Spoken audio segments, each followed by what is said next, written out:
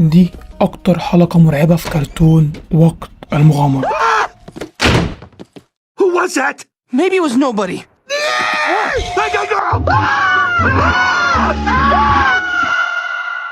خلونا نبدأ الفيديو، وقبل ما نبدأ الفيديو يا ريت تعمل لايك ويلا بينا.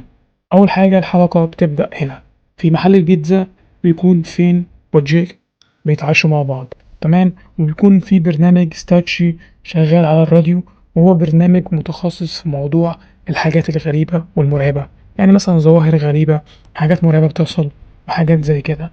فالمهم بيجي مكالمة لستاتشي من واحد من حراس الموز، وبيقول له ان هو كان امبارح في المغسله بيغسل هدومه كده، تمام، ولقى حاجه غريبه جدا.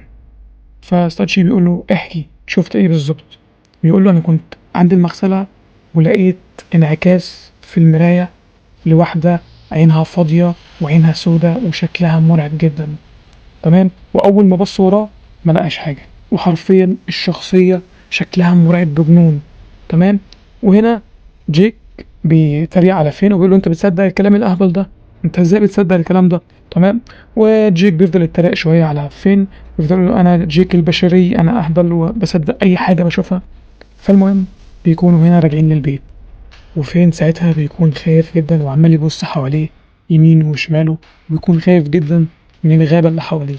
وساعتها جيك بيستغل الفرصة وبيستخبى علشان يخض فين، ولما بيخض فين هما الاتنين بيسمعوا صوت مرعب، وساعتها بيجروا ناحية البيت وهم مرعوبين حرفيا، وبعد كده بيقفلوا الباب وبيضحكوا، ايه الهبل اللي احنا كنا بنعمله ده، احنا كنا خايفين من ايه اصلا. وبعد كده الباب بيخض، وهنا بيبدأ الرعب.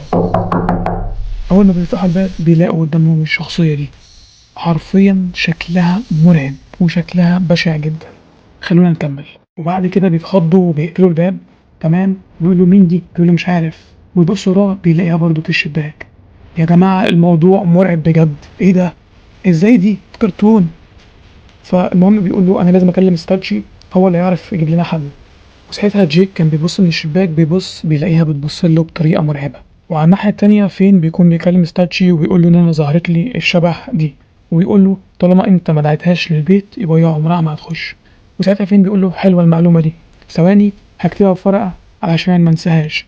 وهو بيدور على ورقة وقلم، فبيقع منه القلم، فبيوطي عشان يجيبه وبيشوف المنظر ده. وساعتها بيكلم ستاتشي ويقول له ازاي دي دخلت البيت، وحرفيا بتبقى واقفة بتدقق فيهم وبشكل مرعب، عمال تبص لهم من غير أي سبب، وشكلها مرعب جدا. وساعتها ستاتشي بيقول لهم خلاص أنا فهمت الحل، الحل عشان تطردها إن أنت تديها لبن. وساعتها جيك بيجيب لبن وبيحاول يدولها، وهنا بتلحس إيد جيك والموضوع بيكون مرعب ومقرف.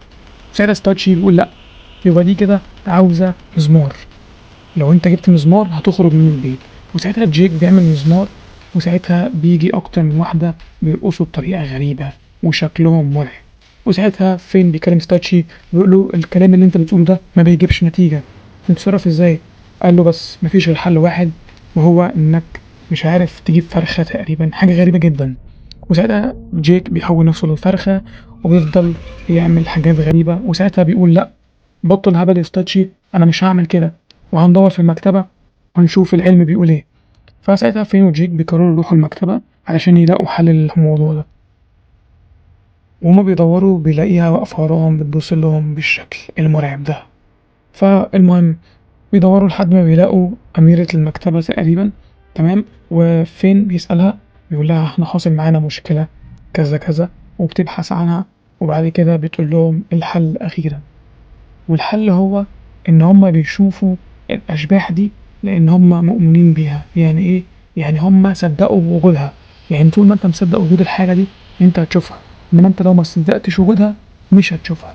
يعني كل الاشباح اللي بتظهر دي عشان انت مصدقها بس، كل اللي عليك انك تعمل نفسك مش مصدقهم او مش شايفهم، وساعتها هيبدأوا يختفوا، تمام. وساعتها هنا فين بيقول لجيك بص انا هدخل واعمل زي ما هعمل بالظبط، تمام. وزي ما انتم شايفين فين اول ما بيدخل بيلاقيهم في وشه وبيتصرف عادي كأنه مش شايفهم اصلا، تمام. وبيقول ان هو يوم عادي، يوم عادي جدا، انا رايح اقعد على الاريكة. وساعتها جيك ما بيكونش قادر انه يعمل كده، وبيتلمعوا حوالين جيك، وجيك حرفيا بيصرخ من الرعب، تمام. ما بيقدرش وبيقعد يعيط، وفجأة بيحصل ده.